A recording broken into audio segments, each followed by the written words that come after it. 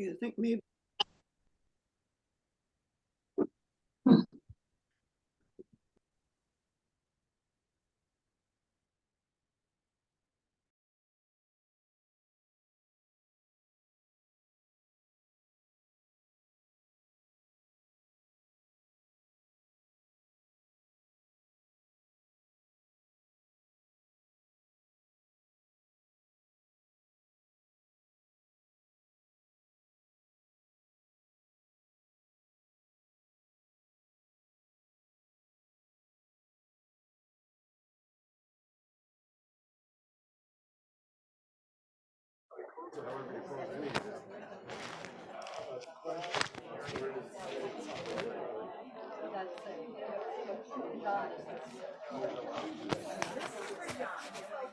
Good morning. Welcome, everyone. It's good to see you here. Welcome to all those who are on Zoom this morning. Can you hear? One a little louder?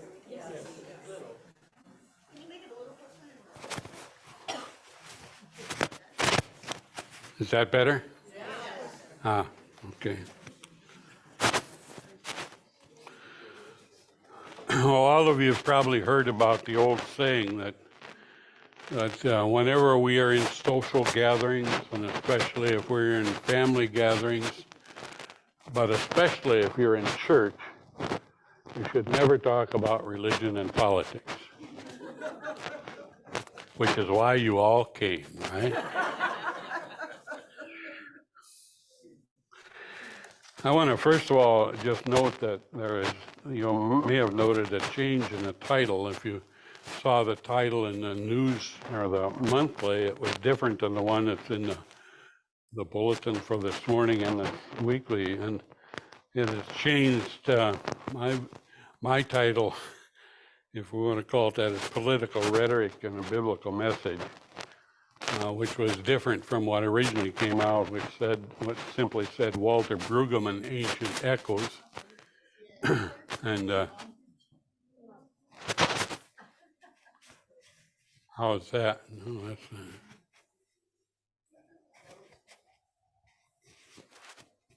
That better? Okay. And I'll explain why the difference in title a little bit later. I want to have you first of all look at the handout. I don't know if you all got the handout for today.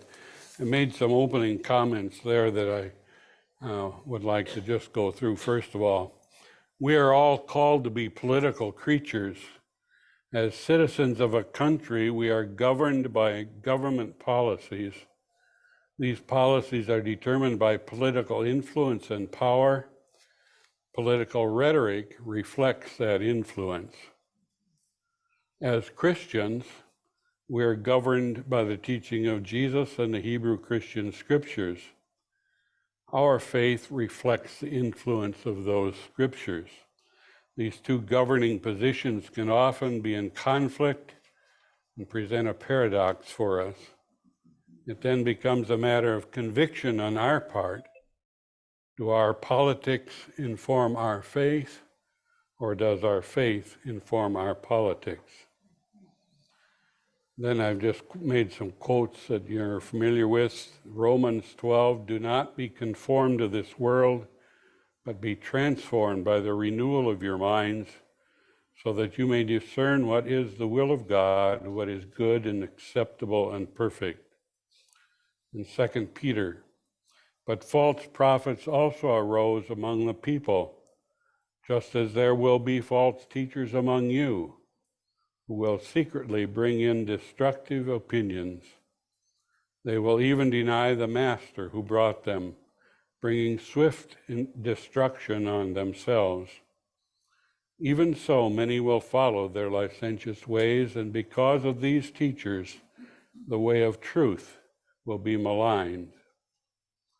And in Ephesians, so then, putting away all falsehood, let all of us speak the truth to our neighbors, for we are members one of another. So the reason for the title change is because, see that Walter Brueggemann's original title, subtitle was Refusing the Fear-Filled, Greed-Driven Toxicity of the Far Right. But I'm not interested in engaging in the political battles of politics today. The purpose of this forum is to say that we have an alternative message as Christians, alternative to many of the partisan arguments that we hear. As Christians, we have a message to share with the world. What I'm interested in is to try to make clear what our Hebrew Christian teachings say that should guide us in our understanding of what good governance is all about. Jesus was deeply involved in political life. The Roman government ordered his life, his government orders ours.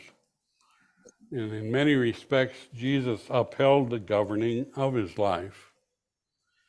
But the paradox for Jesus was that his life was also ordered by his Father, by God, and his adherence to his faith, which was the Hebrew faith. Such is our paradox, as it does our adherence to a political party, philosophy, or policy, or even to a particular kind of government. We have to ask ourselves, does that inform and direct our faith? Or does our faith and our convictions in these Hebrew Christian scriptures and in the teachings of Jesus, is that what informs us in our actions and in our politics? That really is a question that I want this forum to kind of pose. By the way, a number of years ago, in fact, this is from 1970, had this ever since. A book came out called The Politics of Doomsday. It was by Erling Jorstad, who was a professor at Luther Seminary. And he, you remember, those were the days of the great fears of communism, and everybody was building shelters from the fear of communism and so forth. And that's also the time we had this huge influx of books and people speaking out and so forth about these great fears, and religion played an important part in those kinds of discussions. All those writings, left behind writings, do you remember those? We will be left behind by the rapture that will take up the faithful, and we'll be left behind, and all kinds of books and things that came out then. So the point I'm trying to make is that this connection between politics and religion that comes out in times of great fear is not a new thing. It's been around a long time. So, just one little clarifying note before I begin, and that is that I always, you'll hear me use the term Hebrew Christian faith. And I do that because the faith of Jesus, the faith of the New Testament writers, St. Paul and all the rest, was based on their scripture. And their scripture was the Hebrew scripture, which is our Old Testament. So we need to keep in mind that, what Jesus is teaching comes from his faith, which was based in the Hebrew scriptures. So I see Hebrew Christian, Old Testament, New Testament, not as something separate, but as a continuation, as a part of a whole, a contribution to that which is our story as Christians. So looking at that sheet again, Walter Brueggemann uses 8 political positions that he really got from the other book that's listed there by Kurt Anderson, Evil Geniuses, The Unmaking of America. In that book by Anderson, Anderson lists these 8 beliefs, or these 8, what I would call rhetoric that is used by politicians, that is stated in Anderson's book. And Brueggemann takes those 8 then and looks at them from the standpoint of our Hebrew Christian scriptures to say that we have a different message than what we're hearing here. So we'll look at those 8 things in our session this week and next week. Here's what I'd like to do. I'd like to first of all just, we'll pose the subject as it is there, and then just I'll flesh it out a little bit, what it might mean for us. And then I might want to just give you an opportunity to give some feedback, how you see it. We'll have to limit discussion, unfortunately, because if we do this each time, we're going to take up more time than we'll have to cover the whole subject. But I do want to open it up each time after each of these subjects. And then after that, to give then what Brueggemann, and I've added to it some of my own things, has to say about what our scriptures say, and how our faith informs our decision making as we think about our political situation.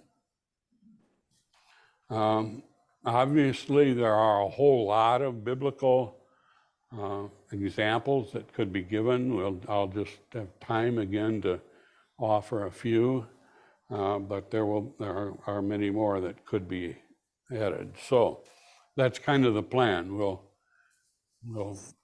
give the subject and give you an opportunity to respond, and then we'll look at the biblical. Does that sound like a plan, all right? Okay. Okay, first of all, a place of government. Is it good or is it bad? I'm sure that many of you were taught, as I was taught growing up, that we respect our government. We respect our politicians. We may not agree with them. In fact, we may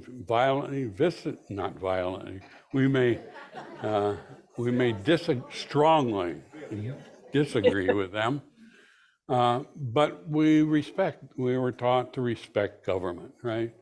To respect even if our president wasn't the one we wanted, we respect that he is the president, and that's the way we were taught. There's always been some form of anti-government sentiment in our nation's history, and sometimes that even became violent.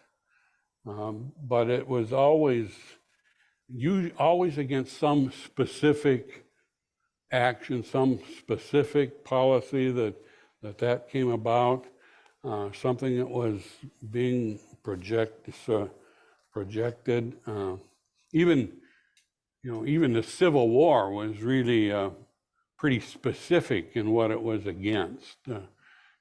Wasn't against government per se. I don't ever recall it becoming a branding of government itself, used as a political issue, a political position. I don't remember that ever until the first I remember that happening, and maybe some of you have some other. The first I remember was Ronald Reagan. If you remember, Ronald Reagan's campaign theme was, government is not the answer, government is the problem. You remember that? That was his campaign. He campaigned on that theme. It was a branding of government itself. It was later resurrected by the Tea Party movement and has since become a mantra of many on the right. You know the rhetoric. today, drain the swamp. The deep state has to be done away with, indicating that all of government in Washington is some kind of a swamp that must be cleared away, and we start over with something totally different. After I retired 25 years ago, I made a goal of reading the biographies of all of our presidents, which I've done, and several biographies of several of them. And there were good ones, needless to say, and there were bad ones. There were those that made good decisions and they made bad decisions. In fact, most all of them made some good decisions and some bad decisions. But the sentiment that we're hearing today expressed that somehow government, or at least the opposing party, is somehow inherently bad. They even use the term evil.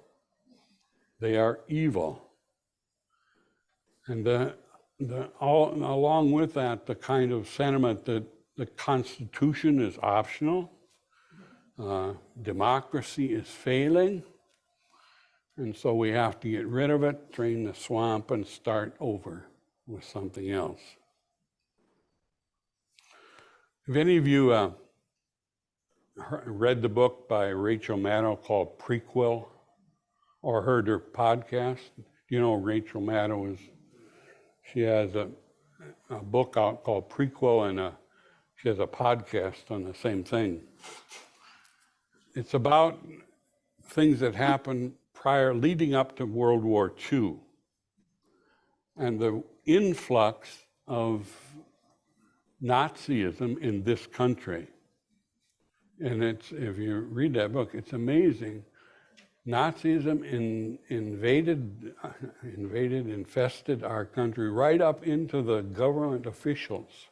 There were government officials that were sympathetic to Nazism in this country. And of course, influential people like Henry Ford and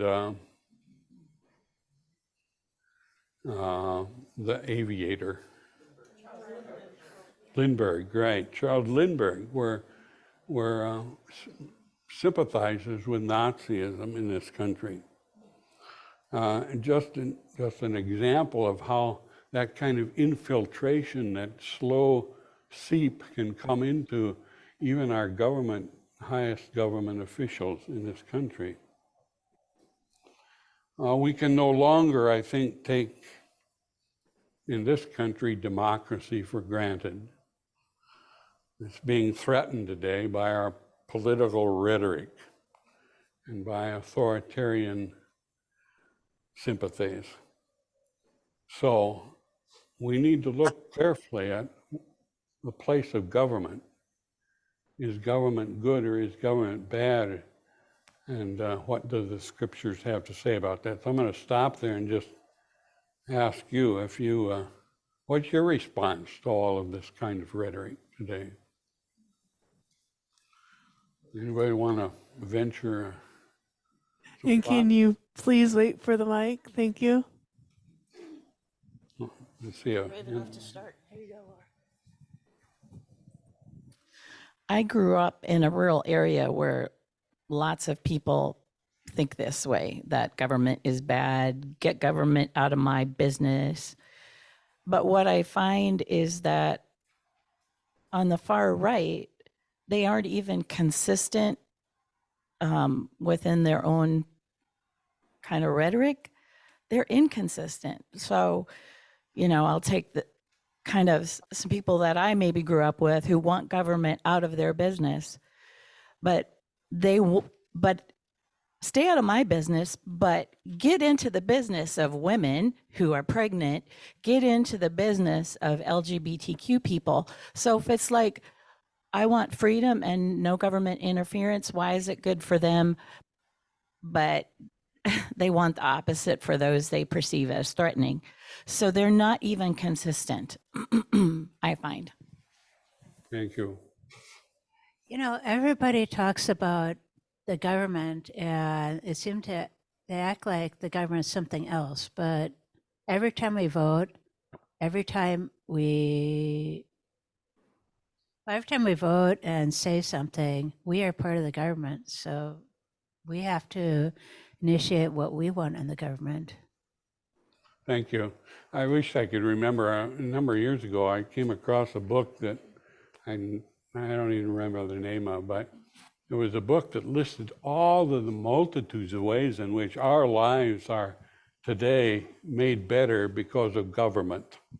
I mean, all the benefits that we have from government action. And we'll talk about that a little bit later, but okay, I'm going to move on. I'm here not to make political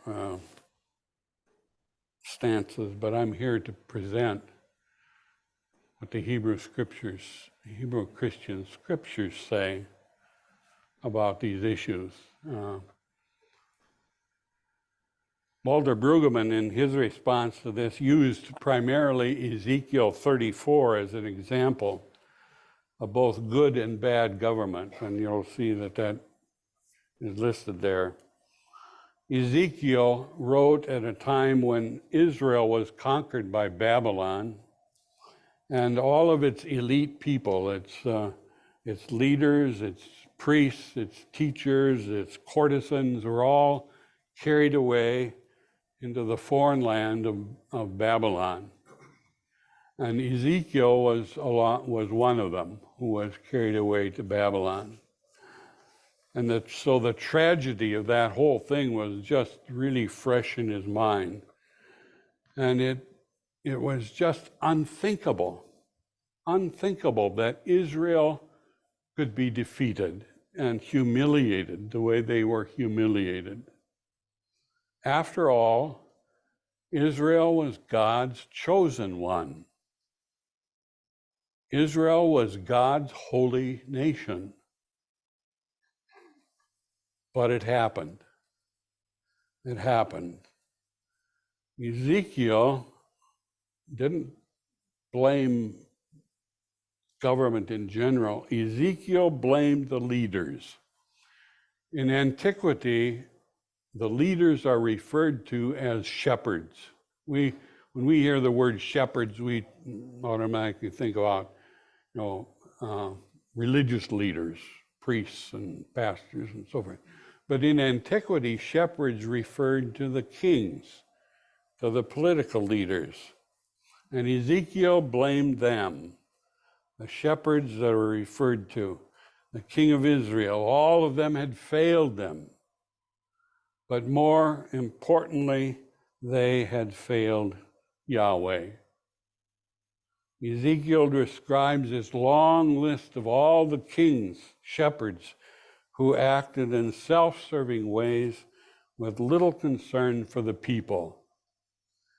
This passage from the 34th chapter of Ezekiel: "Mortal, prophesy against the shepherds of Israel. Prophesy and say to them, to the shepherds, thus says the Lord God, ah, you shepherds of Israel who have been feeding yourselves, should not shepherds feed the sheep? You eat the fat, you clothe yourselves with the wool, you slaughter the fatlings, but you do not feed the sheep.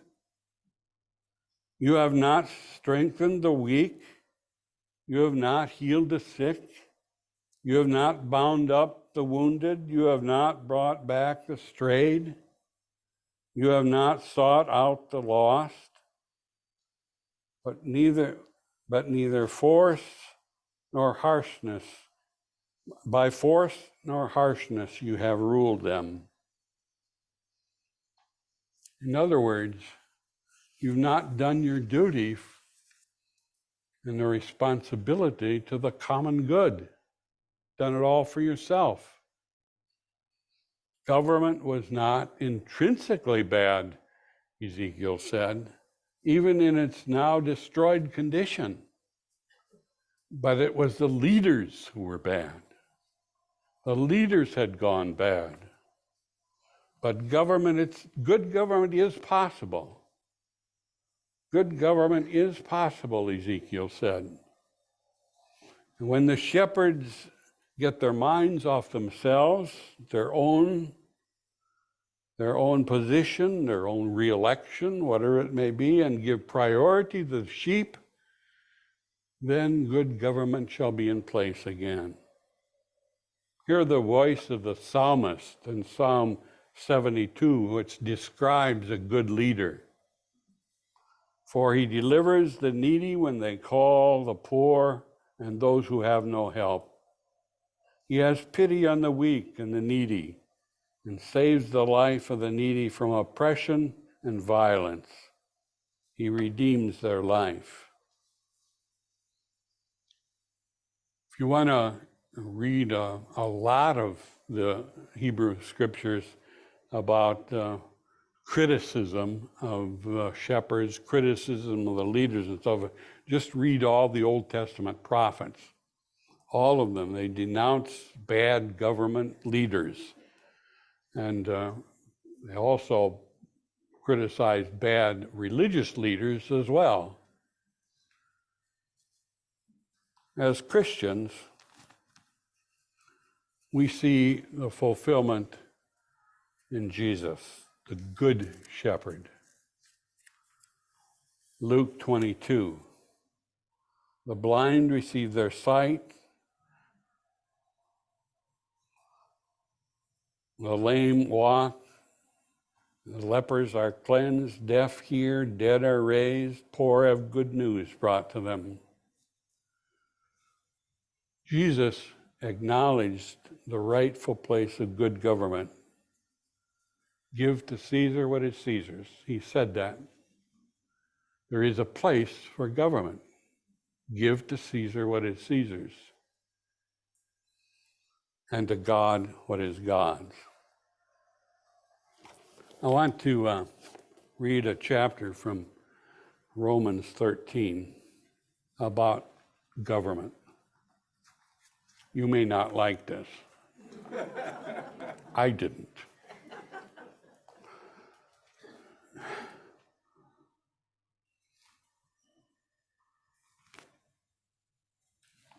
Excuse me, I get the wrong place here.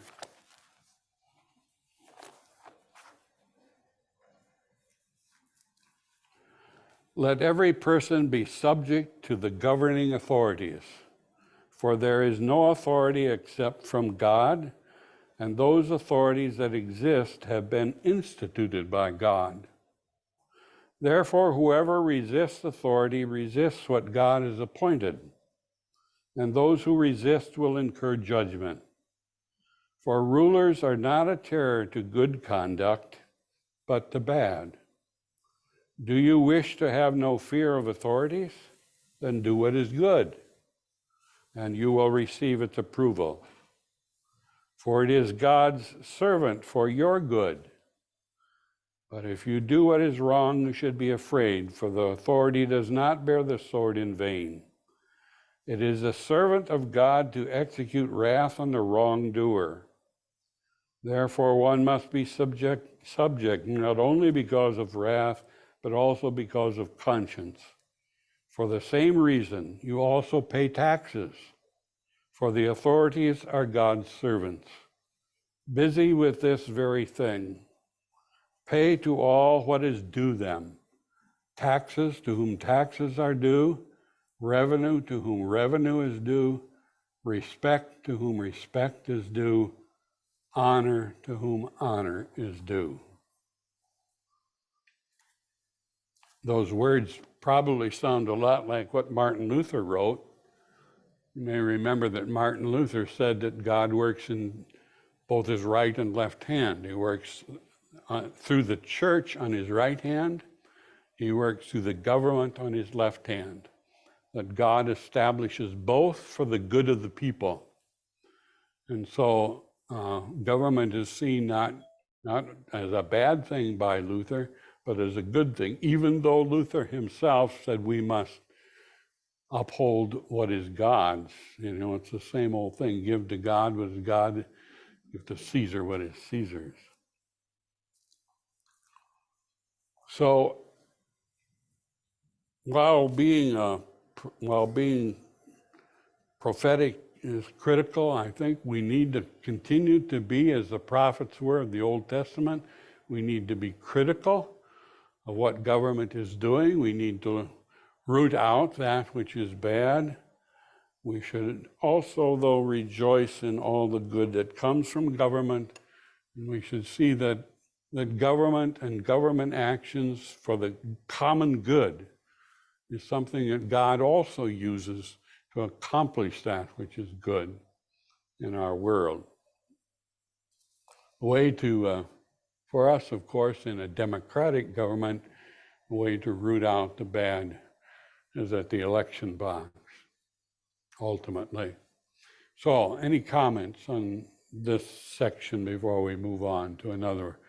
This whole idea that government is good or bad. Anyone want any comment on that? Well, Pastor Larry, I kind of come back to the idea of a social contract. You know, that we collectively surrender a part of our, quote, liberties, whatever those might be as people define, in order so that collectively we can move forward. And I think you're spot on by thinking in terms of the church being one of the voices that we need to hear so that collectively we can actually make something work. So thank you. I would go further than that and say for us as Christians, it's not just one only voice to hear. I really liked your reading from Ezekiel, and I thought that in addition to it just being the duty of the shepherd to take care of the sheep, it is also, in the long run, bad for the shepherd if they don't take care of the sheep, right? Their flock will not be as healthy as it was previously if they just stop taking care of it. So, it's one of my pet peeves about what's happening in the Middle East now and Israel. I mean, doesn't Israel realize that they lost their government? You know, this chosen nation, they lost it because they were unfaithful, because they didn't take care of the people, you know. You mentioned the historical aspect, and I think it's looking, not only do governments change, but the people under the government change. And you mentioned the Civil War, and government then not necessarily being considered bad. But I was thinking, it's not that long before 1776 takes place in the establishment of our country, which was a strong awareness of people trying to get away from the governments of Europe, and we had something here, and we kept having reminders. The War of 1812, the expansion of 1803 into the Western territories under Thomas Jefferson.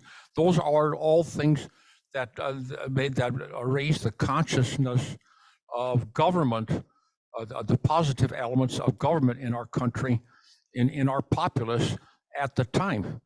We haven't had those kinds of things lately. World War II certainly was a part of that. But I'm thinking the minds of today, what is bending the attitudes of today, and among other, you could point to a number of things.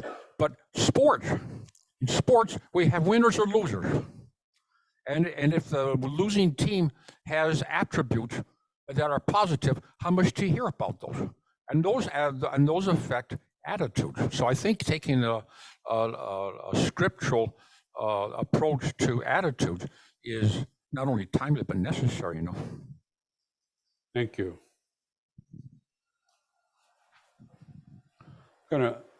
Is there? Nancy had it.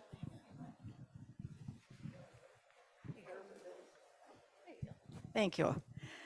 Well, I was just, whenever you talk, then I'm thinking of many, many things because you bring many things forward. We have the Lutheran Office of Public Policy, do we not, Yeah. in Wisconsin? So that's certainly one of many aspects where we can speak collectively as one body of faith to government.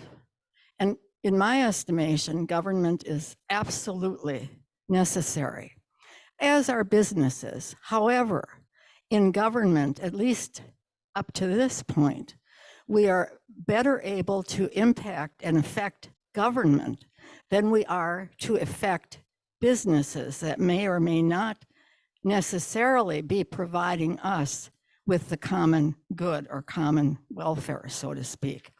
So that's one kind of avenue to look at. Okay. I mean, there are many others also, but that's Yeah. one.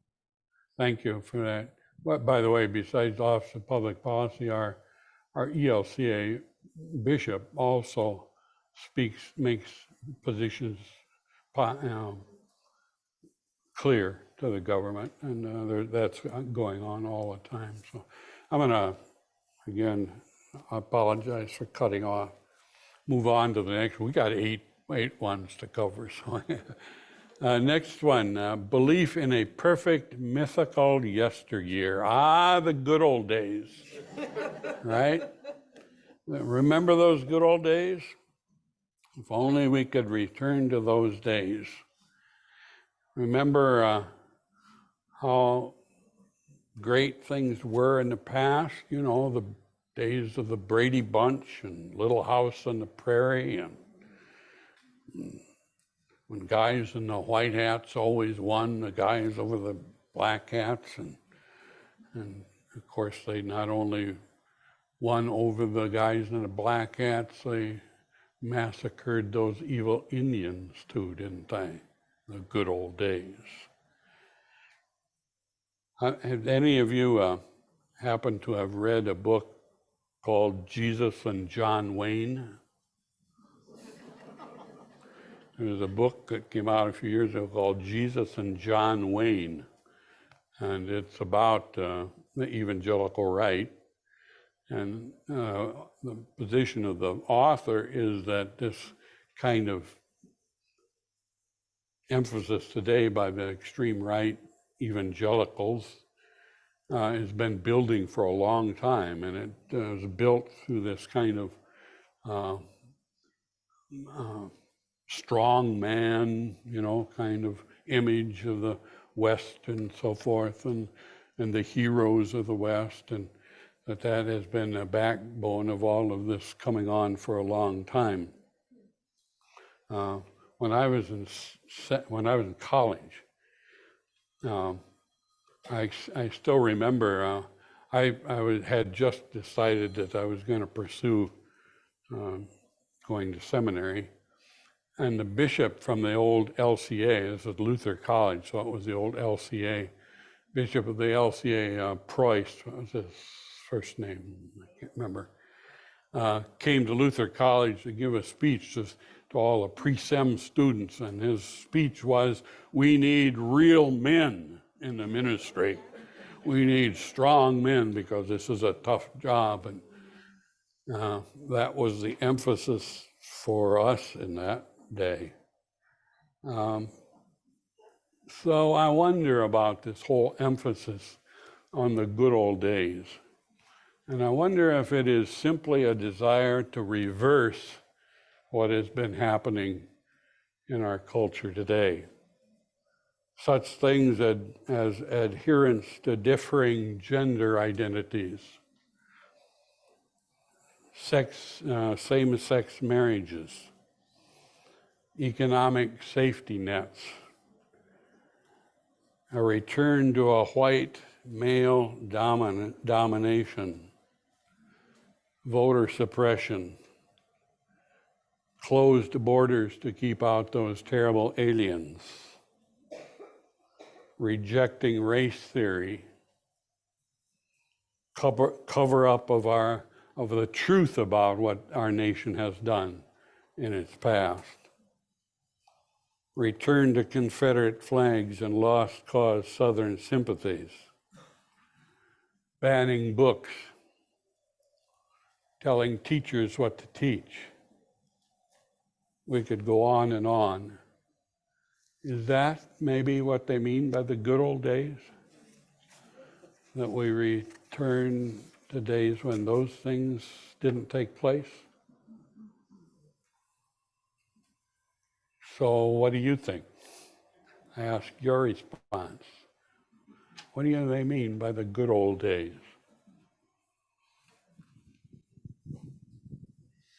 When you look at trends in music, in home decor, in all kinds of things, there is a nostalgia for the things we grew up with. And I wonder if it's just we think of nostalgia as a nice feeling, but I wonder if those feelings also have a dark side. That longing to go back to childhood when we didn't have worries, when we didn't, we were protected. Most of us were protected by our elders from having to know what was going on in politics or this or that controversy. There were things going on that my parents never made us aware of. So my childhood was very innocent and happy, and I felt safe. And I wonder if that's just a common feeling in all of us, is built into us, to long for those innocent days of childhood. The dark side is that we only know what it felt like to us as children. We don't know, we weren't given all the information, number one. And number two, as a child, we only lived in the moment in our own experience. I didn't know as a young child in the 60s how hard it was to be a Black person in this country. So I think nostalgia plays into that, but that's just all based on faulty memories and not realizing that we were kids. So, Laura, I can't remember if it was Jon Stewart or Stephen Colbert on their shows, which one of them, but one of them did basically a segment where they basically explored that exact argument, and that it was essentially that you wanted to go back to when you were a kid. And the other comment was about, the good old days of say the 50s. And questions on Quora, was it really that bad for women? Apparently, there are comments that from hospice, apparently a lot of hospice workers are all the time basically having requests from the older ladies that are now, older women that are now about to die. They're within a few days of dying at that point, wanting to get something off their chest. And so they, come, bring a pastor or priest or whatever is kind of appropriate for that person. And they're confessing to, their husband really didn't just up and leave them or whatever, but they killed them because the husband was abusive. But no one would listen, and that was the only way they, if the husband just up and left, well, they'd get the sympathy and could get help taking care of the kids. Or maybe it wasn't that they were being abusive. The husband might not be being abusive to the wife. It might be to the kids, or it was to both. So just kind of so the point being that, it's the Stepford wife. All right. Thank you. I just looked at the clock. I can't believe it. We're supposed to be through half of this. Well, the same kind of thing happened to Israel. After Israel was invaded and controlled by Babylon in 586, the Israelites lamented their plight, and they remembered their past as a past of greatness, and they wished all of that back again. Psalm 137, by the rivers of Babylon we sat down, and there we wept when we remembered Zion. On the willows there we hung our harps, for there our captors asked for us for songs, and our tormentors asked for mirth, saying, sing me one of the songs of Zion. How could we sing the Lord's song in a foreign land? If I forget you, O Israel, let my hand wither. Let my tongue cling to the roof of my mouth if I do not remember you, if I do not set Jerusalem above my highest joy. However, the past wasn't all goodness in God's eyes. May have been good in Israel's eyes, but in God's eyes, the prophets had a different take on Israel's past greatness and destruction. They saw it as a way of God, this whole destruction of Israel, as a way of setting straight a past that was a past of greed and faithlessness and a grab for power and wealth. Hear the prophet Amos. Hear the word that the Lord has spoken against you, O people of Israel, against the family that I brought up out of the land of Egypt. You only have I known of all the families of the earth. Therefore I will punish you for all your iniquities. Hear the prophet Isaiah or the prophet Jeremiah. I've got both of those on there. For scoundrels are found among my people. They take the goods of others like fowlers. They set a trap. They catch human beings like a cage full of birds. Their houses are full of treachery. Therefore, they have become great and rich. They have grown fat and sleek. They know no limits in deeds of wickedness. They do not judge with justice in the cause of the orphan or make it prosper, and they do not defend the rights of the needy. Shall I not punish them for these things, saith the Lord?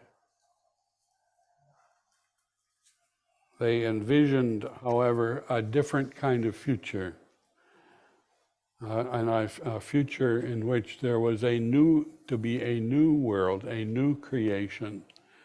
They saw that there was opportunity and possibility for a new way of thinking, for a new way of governing, for a new way of being. And they saw this as new possibility. God is always out there in the future, pulling us forward into new opportunities, new possibilities, new blessings. And so move on. And we continue to pray, thy kingdom come. If any of you read Heather Cox Richardson, she has said this: a history that looks back to a mythological past as a country's perfect time is a key tool of authoritarianism. It allows them to characterize anyone who opposes them as an enemy of the country's great destiny. So I'm going to move on because of the time. I'm sorry about this. I had hoped we could have more discussion, but establishment experts are wrong. Science is suspect. I don't think I've ever seen such distrust in science and expertise and leadership as there is today among some. It shows itself as a struggle between the ordinary folks and the elites, between rural and city, between college educated and non-college educated, between regulation and free market, big business profits versus government intervention. And probably there's no greater example of this suspicion of science than the whole COVID thing that took place, and the way in which it was made a political issue that morphed into denial of all vaccines,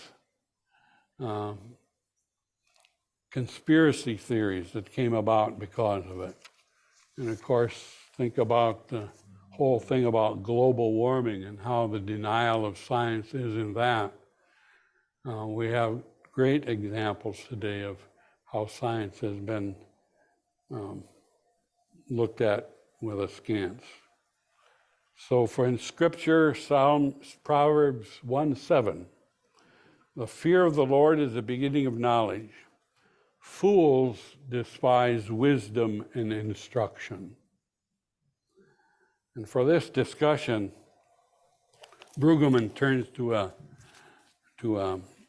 one of the Apocrypha books, Ben Sirach. I don't know if any of you are familiar with this.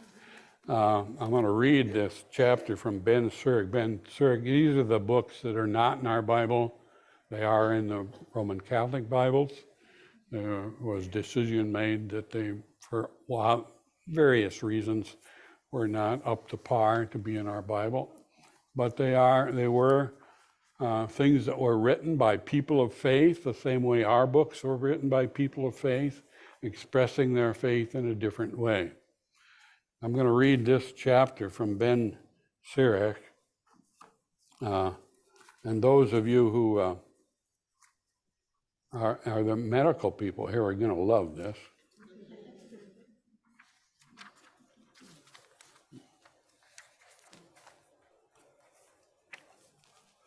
Honor the physician with the honor due to him, according to your need of him, for the Lord created him. For healing comes from the Most High, and he will receive a gift from the King. The skill of the physician lifts up his head, and in the presence of great men he is admired. The Lord created medicines from the earth, and a sensible man will not despise them. Was not water made sweet with a tree in order that his power might be made known? And he gave skill to men that he might be glorified in the marvelous works. By them he heals and takes away pain. The pharmacist makes of them a compound. His works will never be finished, and from him health is upon the face of the earth. My son, when you are sick, do not be negligent, but pray to the Lord, and he will heal you. Give up your faults and direct your hands aright, and cleanse your hearts from all sin. Offer a sweet-smelling sacrifice and a memorial portion of fine flour, and pour oil on your offering as much as you can afford. And give the physician his place, for the Lord created him. Let him not leave you, for there is need of him. There is a time when success lies in the hands of the physician, for they too will pray to the Lord, and he should grant them success in diagnosis and in healing for the sake of preserving life.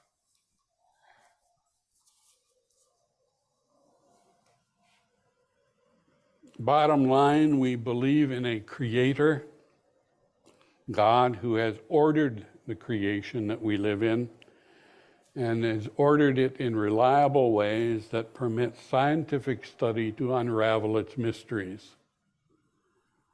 Walter Brueggemann said this: "Thus it follows, does it not, that the work of the church is to assist in the both and of faith and scientific learning, and to make the case that good scientific learning is based in the broad, deep recognition of an ordered world, willed and sustained by the Creator God." So a whole ordered world that we believe in is where science does its work. And I would add, by the way, that I think that we've made a mistake when we have divided our world into the sacred and the secular. They are the same world. Is there anything that is secular that is not created by God? It's all of God's world. Is not then all of God's world sacred? God who created it. I'll move on to the next one, and then we'll see if there's any time left. We are entitled to our own facts. I think that came about from Kellyanne Conway. Alternative truths. We live by alternative truths. Such a dismissal of reliable knowledge leads to unrestricted speculation and conspiracy theories without any basis in fact or truth. Here is where Brueggemann goes into a long, convoluted story from 2 Samuel, where Absalom, the son of King David, tries to seize the throne from his father, and he devises a plan that the scripture itself calls a conspiracy against his father. In other words, he uses deception and deceit and lies to try to accomplish what he wants, which is power. Sound familiar? Pontius Pilate was the one who asked of Jesus, "What is truth?" As if somehow suggesting there is an alternative truth to what Jesus says. Jesus, you'll remember, said, "You will know the truth, and the truth will set you free. I am the way, the truth, and the life." Only truth can free us from an illusionary world. Only truth can free us from despots and power-hungry leaders who try to manipulate us. Only truth can help us understand our world, our past, our faults, our sins, our fears. And truth comes from a constructive, educational, experiential, trustworthy teaching. As a people of faith, we believe that truth is anchored in a trustworthy God. Words have power. Rhetoric has power. Political rhetoric has power. And I would just close with this and then let you say whatever you wish.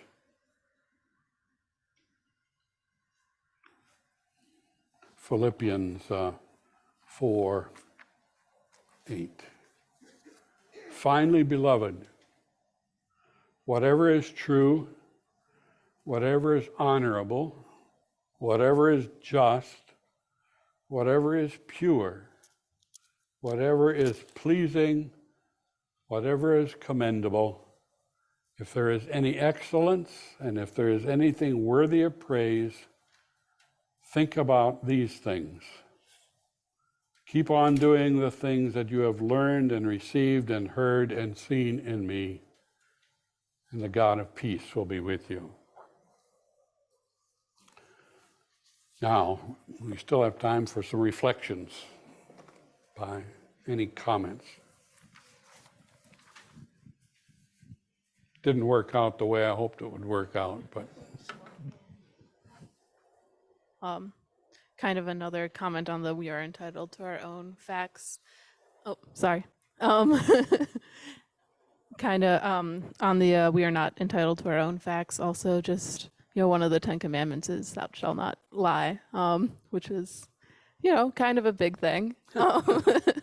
And also, it's very sad that there's a lot of misinformation going around.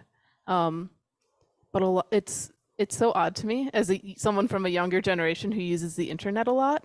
A lot of facts are so easy to double check online on government websites, in scientific papers that are available online, So I understand how people can get misinformed and then spread that information. But also if someone comes up to you and says that's not true, it's usually very easy to check if it is.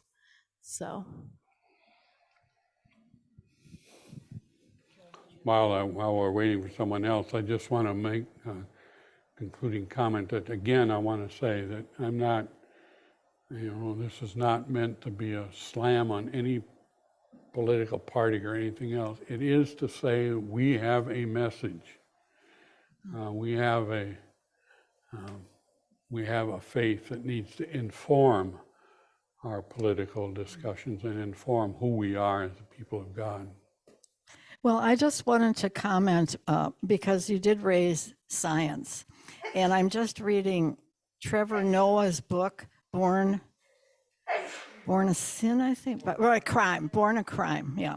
And in there, during the extreme period of apartheid in South Africa, the Bantu schools were developed primarily for people of color, right? And no history, no science, and no civics were taught. And that was deliberate. And so we're kind of in that right here in the United States now. So I'm just passing that on. I think we're beginning to, I agree, I think we're beginning to relook at our history and see that many things we did were not honorable. Want to wrap up? Yeah, thanks. We'll be back next week to kind of wrap this up. So thanks, everybody. Thanks, Pastor Larry. Thank you. And